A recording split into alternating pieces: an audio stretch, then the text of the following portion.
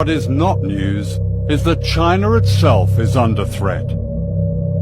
These American bases form a giant noose, encircling China with missiles, bombers, warships, all the way from Australia through the Pacific to Asia and beyond.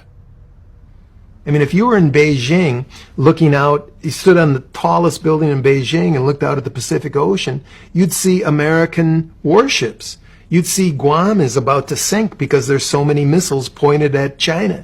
You'd look up at Korea and see American armaments pointing at China. You'd see Japan, which is basically, Japan's a glove over the American fist.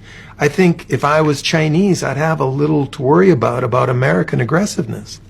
And we have China surrounded, and we're doing more all the time to try and keep it surrounded and deepen that containment of China.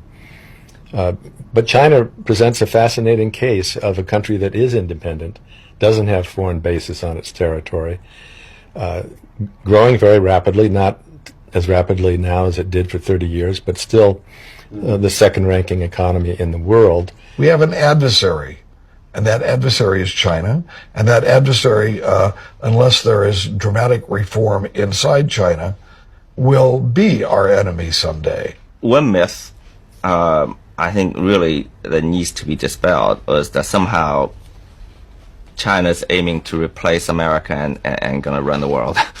It's not. Well, first of all, the Chinese are not that stupid.